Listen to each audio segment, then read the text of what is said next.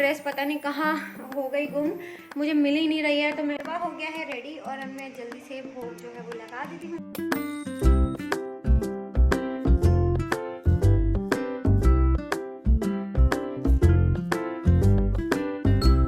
Hello everyone, welcome to my channel. तो आज का व्लॉग स्टार्ट करते हैं बहुत ही यम्मी सी रेसिपी से।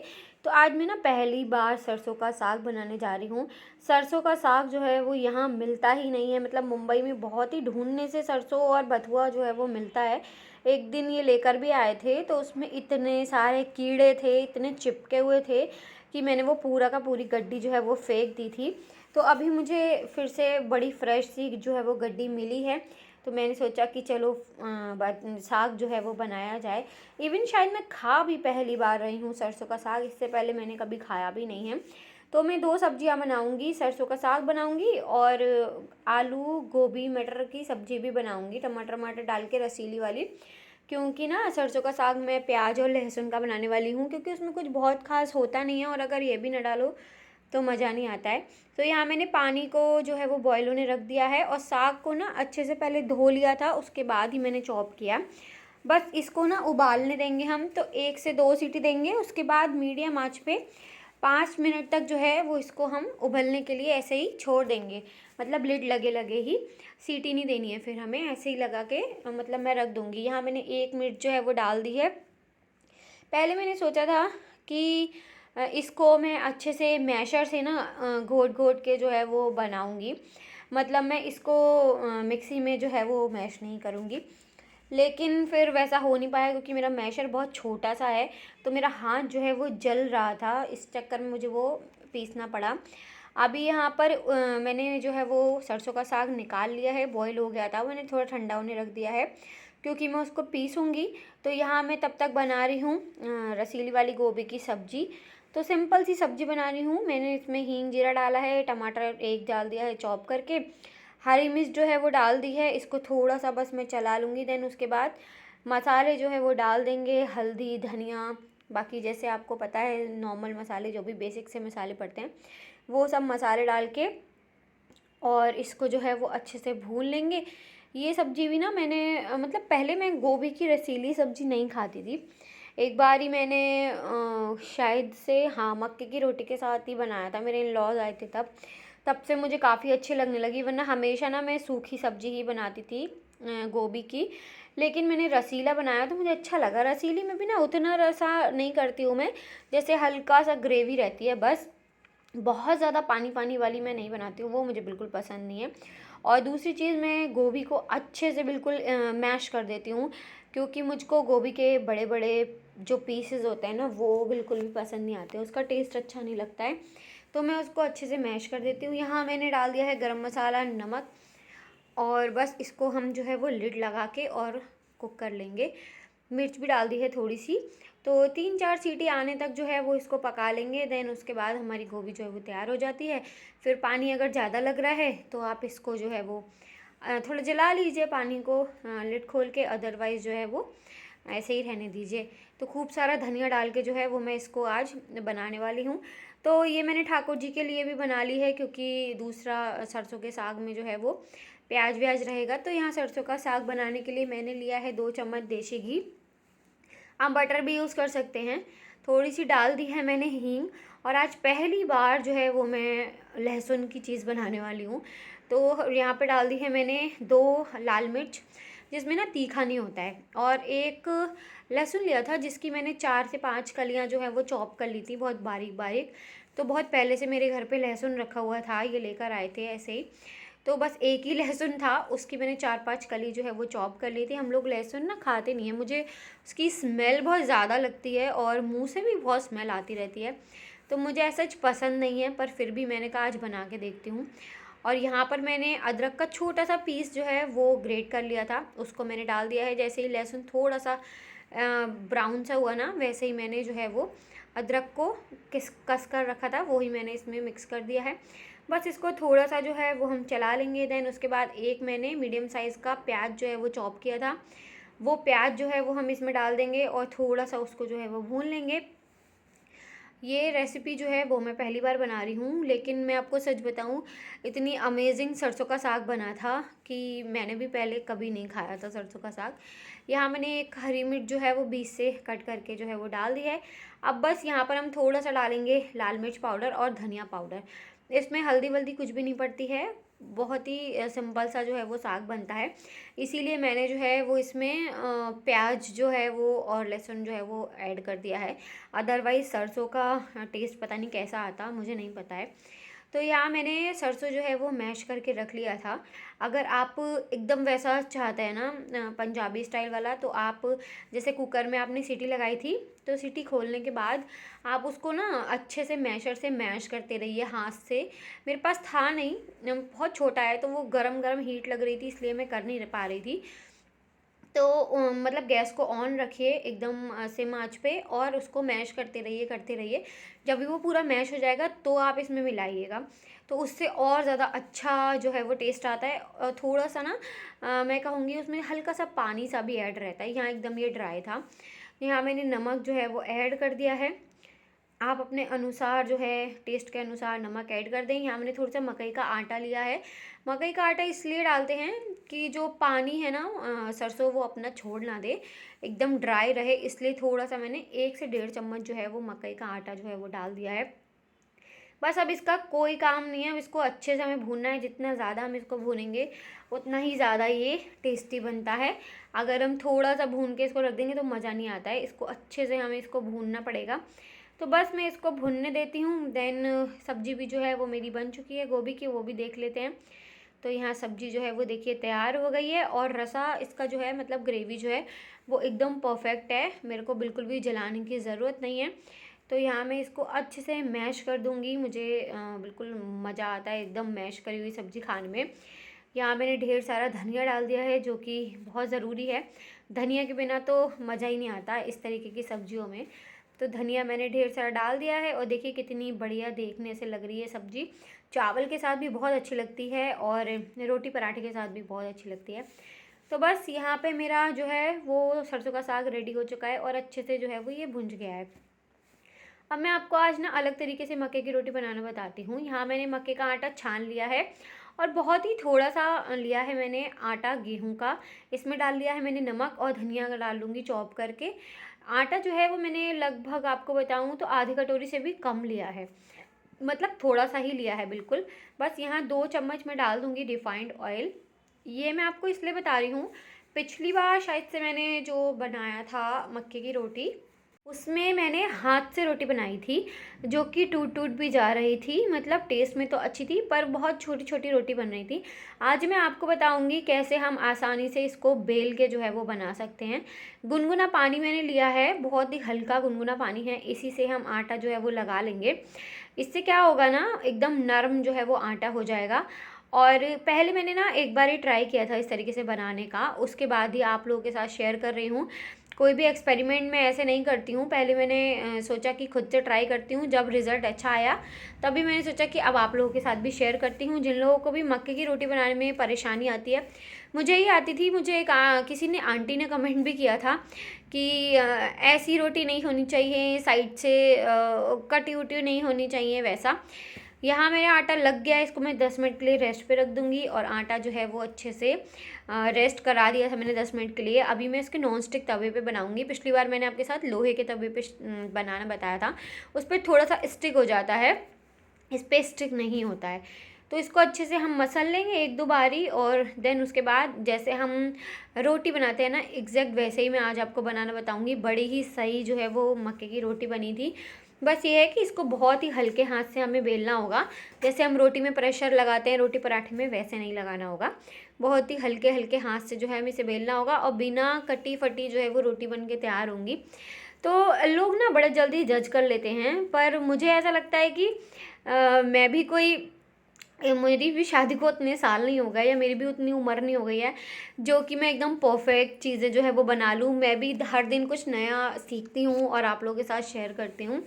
जैसे भी बना पाती हूँ वैसा मैं आपके साथ शेयर करती हूँ। मैं नहीं कहती हूँ कि मैं बहुत ही परफेक्ट बना लेती हूँ। जैसी मैंने मक्के की रोटी बनाई आपके साथ वैसे ही शेयर किया, कोई दिखावा नहीं किया। और अब जब मुझे पता चल गया कि इस तरीके की मैं बना सकती हूँ तो मैं वैसे आपके साथ शेयर कर रही हूँ। तो किसी को जज करने से पहले आप उसकी मेहनत ज़रूर देखें कि वो कोशिश तो कर रहा है। कुछ लोग तो कोशिश ही नहीं करते हैं, सिर्फ ये बोल देते हैं कि हमें तो आता ही नहीं है। पर मेरे साथ ये नहीं है, मैं ट्राई करती हूँ कि मैं बनाऊँ चीज़ों को, कोशिश करूँ। वही कल को बच्चे होंगे, उनको भी मैं अच्छी अच्छी चीज़ें बना के खिलाऊँ। यही थोड़ी ना है जो मुझे एक दो चीज़ें आती हैं मैं वही बनाती रहूँ। हर दिन कुछ नया सीखना चाहिए। तो बस मैं यही कहना चाहूँगी कि अगर आपसे नहीं हो रहा है तो बार बार ट्राई कीजिए, लेकिन किसी की बातों में आकर डीमोटिवेट मत होइए। और लोगों का तो काम है आपकी चीज़ों में कमियां निकालना, तो वो तो निकालेंगे ही, पर हमारा काम है अपने चीज़ों को बेहतर बनाना। तो बस मैं अपने को बेहतर बनाने की कोशिश हर दिन करती रहती हूँ और कुछ ना कुछ नया सीखती रहती हूँ। तो मैंने रोटी को एक बारी पलट लिया था, हल्का सा जब उसमें चित्ती आ गई तो अभी मैं उसको सेक रही हूँ। अब आप देखिए रोटी एकदम फूल रही है बढ़िया, और टेस्ट में ना बिल्कुल भी चेंज नहीं आया था। अगर आपको ऐसा लगे कि मतलब गेहूं का आटा मिला दिया है तो मक्के का टेस्ट ही नहीं आ रहा है, बिल्कुल भी ऐसा नहीं था। बिल्कुल मक्के का ही टेस्ट आ रहा था, क्योंकि मैंने बहुत ही थोड़ा सा जो है वो आटा गेहूं का मिक्स किया था। और बहुत ही अमेजिंग सी रोटी बन के तैयार हुई है। और अब हम इसको मस्त घी लगा के और जो है वो खाने वाले हैं सरसों के साग के साथ। तो ये व्लॉग ना मैं दो तीन दिन में जो है वो शूट कर पाई थी। इसके बाद मैं आपको सीधे मिलूँगी बसंत पंचमी पे। बीच में मैंने कुछ भी शूट ही नहीं कर पाई थी। अभी वॉइस ओवर कर रही हूँ तो आप लोगों को बता देती हूँ कि अब मैं डायरेक्ट आपसे मिलूँगी बसंत पंचमी वाले दिन, और मेरा मक्के की रोटी तैयार हो गई है। मॉर्निंग एवरीवन, आज है बसंत पंचमी और आप सभी को बसंत पंचमी की ढेर सारी शुभकामनाएं। और आज रिपब्लिक डे भी है, तो आप सबको रिपब्लिक डे की भी ढेर सारी शुभकामनाएं। तो मैंने जो है वो नहा वहा के पहन लिया है येलो कलर का कुर्ती, जो कि मैंने आप लोगों के साथ शेयर भी किया था। तो आज मैंने पहली बार पहना है, नया था तो मैंने सोचा यही पहन लेती हूँ। और येलो भी था। साइड बाय साइड मैं बना रही हूँ हलवा भोग लगाने के लिए, और केशव को मतलब भगवान जी को मैंने तैयार कर दिया है। तो मैं आपको अभी दर्शन भी करवा देती हूँ। और वो आप देख सकते हैं थाल रखा हुआ है टेबल पे। तो ना उनको स्नान करवाया था, और ये जो है वो ऑफिस चले गए। आज इनको जाना पड़ा, थोड़ी देर के लिए ही जाना है, मतलब 3-4 घंटे के लिए जाना है, पर जाना था। तो वो जो है वो हटाना भूल गए। और अब ये मुझे लगता है शाम तक ऐसे ही रखा रहेगा जब तक वो आ नहीं जाएंगी, क्योंकि काफ़ी हैवी हो जाता है। वो थाल ही हैवी है बहुत। और जब मैं स्नान करवाती हूँ ना तो पानी वानी हो जाता है, तो उसको उठा के लेके जाना, गमलों में डालना, तो वो थोड़ा सा हैवी हो गया है, तो वो अभी रखा ही रहेगा। मैं पूजा में लगी हुई थी, भगवान जी तैयार कर रही थी, तो मैंने भी ध्यान नहीं दिया। तो मैं अभी आपको करवा देती हूँ दर्शन। और एक बहुत ही बड़ा वो हो गया है, पता है मैंने जो ड्रेस बनाई थी बसंत पंचमी के लिए, आज मैंने येलो पहनाया है। अभी भी मेरा कोल्ड ठीक नहीं हुआ है, पर लड्डू की ड्रेस पता नहीं कहाँ हो गई गुम, मुझे मिल ही नहीं रही है। तो मैंने उनको ब्लू पहना दिया।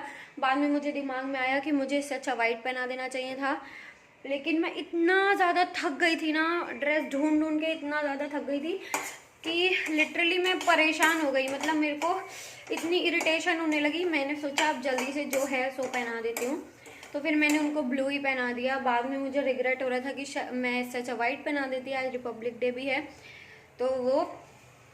पर लेट भी हो रहा था, मुझे भूख भी लग रही थी, और पता नहीं मेरे को थोड़ा सा पेन हो रहा है, उस वजह से भी थोड़ा सा ना इरिटेट हो रही थी मैं। तो मैंने जल्दी से जो मिला वो पहना दिया। तो वैसे ना सूजी का हलवा हम लोग बनाते हैं, मतलब मम्मी बनाती थी, तो उसमें येलो कलर डाल देती थी, थोड़ा सा फूड कलर जो होता है।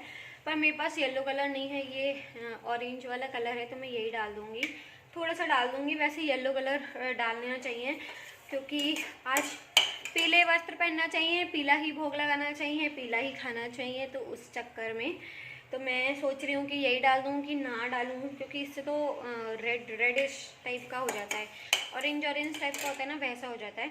और हलवा सूजी का तो अपने आप में ही हल्का सा येलो होता है, तो मैं सोच रही हूँ नहीं डालती हूँ, वरना बिल्कुल ही डिफरेंट कलर हो जाएगा।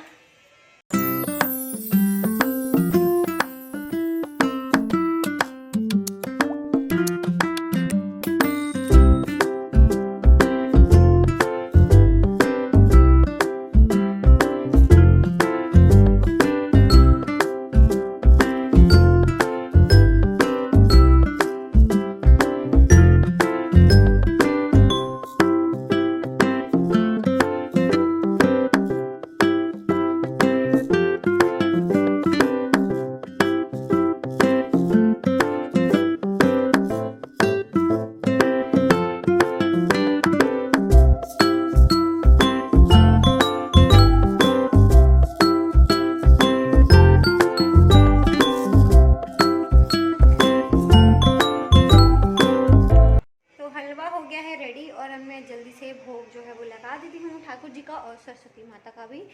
तो भोग लगा देती हूँ, देन उसके बाद मैं भी जो है वो खा लूँगी। बहुत तेज भूख लग रही है मुझे भी।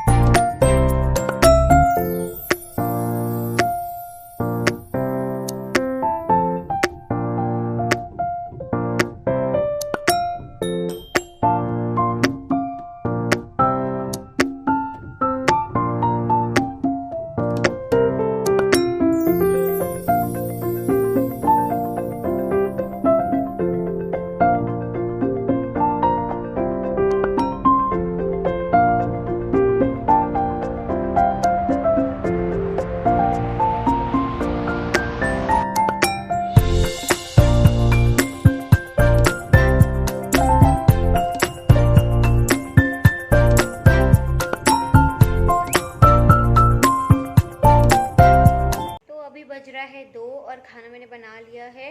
इतना मेरे सर में ना यहाँ पर इतना ज़्यादा दर्द हो रहा था कि मुझे लग रहा था मैं सो जाऊँ। लेकिन आज ना मैंने ब्रेकफास्ट भी उतना हैवी नहीं किया था।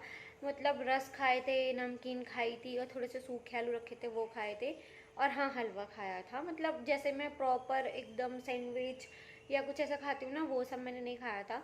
तो या तो पता नहीं किस वजह से भूख तो नहीं लग रही है आजकल, मुझे भूख थोड़ी कम लग रही है। फिर पता नहीं क्यों मेरे यहाँ बहुत दर्द हो रहा था, तो मैंने सोचा सो जाऊँ। पर फिर ये लगा कि भूख ही सो जाऊँगी तो फिर खाना भी जो है वो लेट हो जाएगा मेरा। तो हिम्मत करके पहले समझ नहीं आ रहा था क्या बनाऊँ, तो मैंने सोचा पूड़ी बना लेती हूँ। पूड़ी बनाई, फिर मुझे लगा अचार से या दही से भोग लगा दूँगी। फिर ये था कि मुझे फिर चाय बनानी पड़ती अपने लिए, तो कि चाय मैं आजकल थोड़ी कम पी रही हूँ।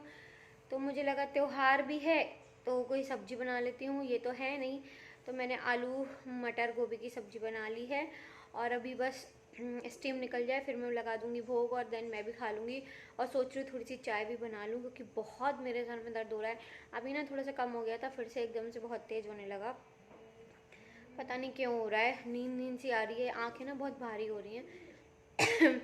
तो बस मैंने जो है वो खाना वाना बना लिया है और इस ब्लॉग को मैं यहीं पर करती हूँ एंड, क्योंकि मेरी बिल्कुल भी हिम्मत नहीं हो रही है और ब्लॉगिंग करने की। अब मैं खाना खा के सोने वाली हूँ। मतलब तबीयत ना बहुत ज़्यादा ख़राब सी लग रही है, और तबीयत ख़राब होती है तो कुछ भी जो है वो अच्छा नहीं लगता है।